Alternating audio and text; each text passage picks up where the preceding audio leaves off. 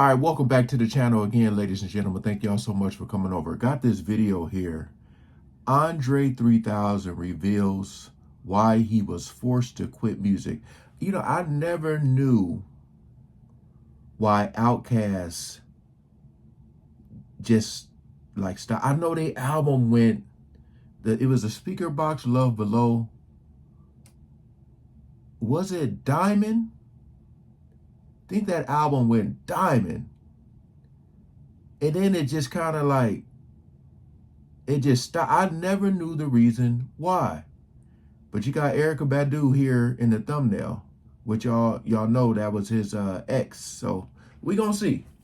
All right, appreciate y'all coming over. We ain't gonna waste no more time. Let's jump right into it. What's your process like making music these days? Do you make much? Not so much? How would you say? I haven't been making much music, man. My focus is not there. My confidence is not there.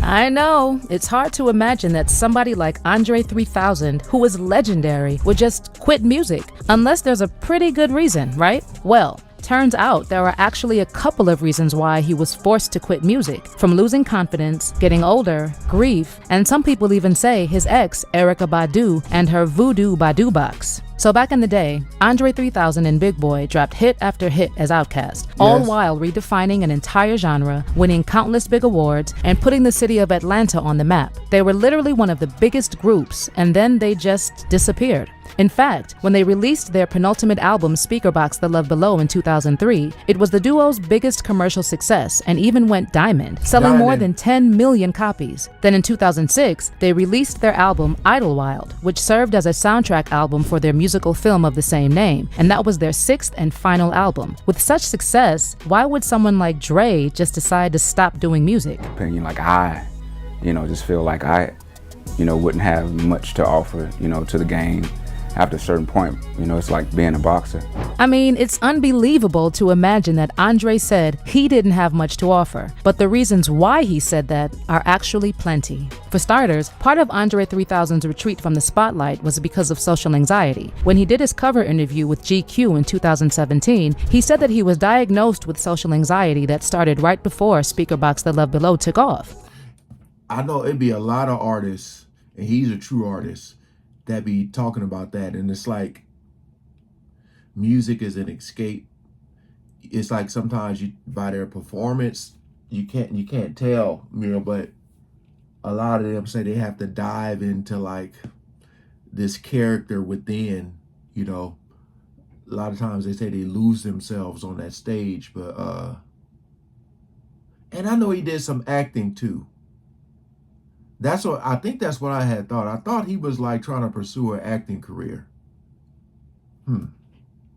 Andre had moved to California and thought he was maybe just in need of a break. But apparently, the problem got worse and worse until it started to bleed into his personal life. In fact, if it was up to him, he said he would ask God to take everything away so that he could just feel normal. There have been times where I've prayed to a God that I didn't even know it existed, really. Yes. Prayed like, I would rather you take this away from me. Yes. All of this. And just if I could just feel normal like that. If I could just feel normal, like take voice, career, all that shit. You can have it. Yes. If I could feel normal. Yes. At the height of the anxiety, he claimed it was hard for him to be in public without feeling watched or really nervous, and he would meet new people and freak out or have to leave. He also said that he was reluctant to tell his friends about having social anxiety because he didn't want to seem like a weak link among them. Instead, he started to spend more time by himself and eventually stopped touring with Outkast. In a 2019 interview with Broken Record, Dre also told Rick Rubin that he was questioning whether he was even supposed to make music at all, because his writer's block was also insane. I tinker a lot. Like I'll just go to a piano and I'll set my iPhone down and just record what I'm doing, move my fingers around and whatever happens. But I hadn't been motivated to do a serious project. I'd like to, but it's just not coming. In my own self, I'm trying to figure out where do I sit,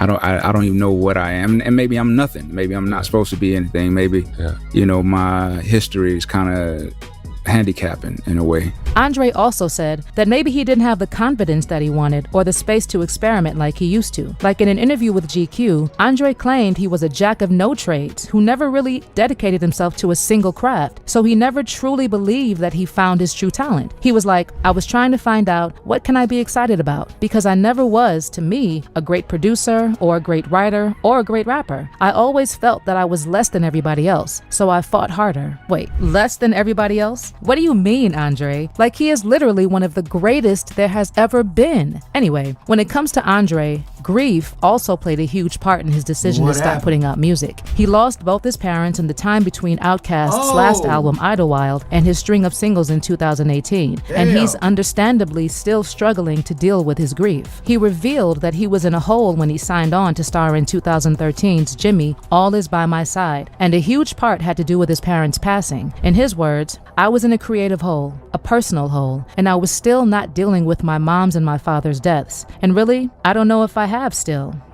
just pushed that away. The problem with being successful is that you can do whatever you do times 10, and there's no one to stop you. You can easily go down the wrong path. Hey, wow. You can do whatever you want to do times 10 and no one to stop you. That, whew, a lot of people be suffering in silence, man. But damn, just to see that you can do what you want to do times 10, nobody to stop you. If that ain't true, that's like a good and a bad statement. Like you can do whatever you want to do. You could use that to your advantage and do a lot of good, but a lot of people choose to do a lot of bad. And you get into that place, and the thing that brings you out is other people. As far as working with Big Boi again, Big Boi did reveal that if Dre ever gets ready to work on something, he is definitely open to it. He said, I've always said, whenever Dre is ready, I'm always ready. Right now, he's focusing on different things, and we respect that as a brotherhood. We text each other every other day. That's my brother. We've done everything there is to do in music. We won the highest prize. We sold the most records. We started when we were 17 years old. Let that man breathe a little bit. Well, other than dealing with the deaths of his parents, social anxiety, and just feeling like he was no longer confident enough, Andre also said that age played a factor in his decision to stop rapping. Even just the origin of the word hip hop. First, you have to be hip. And the older you get further away from the hipness. I mean, you can know what's going on, but there's always new slang, there's always new rhythms, new patterns, all that kind of stuff. And Andre also already revealed that when he was 25, he said he didn't want to be a 30-year-old rapper. And at 47, he certainly doesn't feel like he wants to do it. According to him, when he watches other rappers that are his age, he commends them, but he really wonders where the inspiration is coming from. At this stage, he's really more focused on what he's going to be doing 10 years from now, and he hopes to God it won't be rapping. Another reason I feel like a lot of old school rappers, or especially the ones of his era, look at the music today and be like, oh, I could definitely still do this. That's like me when I play basketball. It's so many dudes that are younger than me, but I, have a really high IQ. So I just play smart and use that to my advantage, But he's like, like I said, because of the music today is just trash. Not all of it, but most of it is just trash, man. And I know they say, you're supposed to evolve, but like, man, at least let me understand what the hell you saying. Dudes be sounding like they crying on a track. I'm like, what the hell are you saying? Gave was that with people instantly attacking everything he does, it was not a great place to create from, and it made him draw back. So you see, it's a lot of different things that made him just stop. Also, not something he said, but do you think Erykah Badu had anything to do with Andre stepping away from music? Because I've heard people say that when Andre met Erykah, he just changed, and it had a lot to do with voodoo.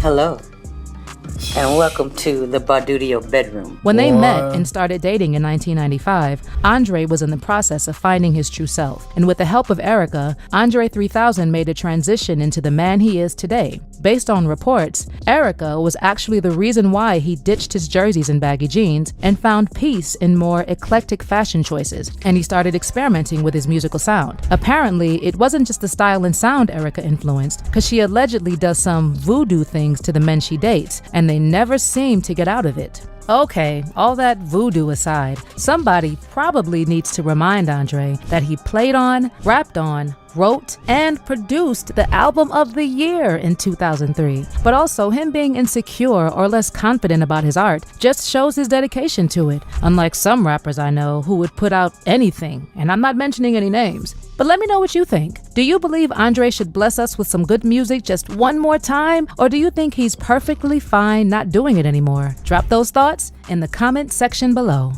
I know this video is a little old, but I wanted to see it because I just never knew. I didn't know all that stuff.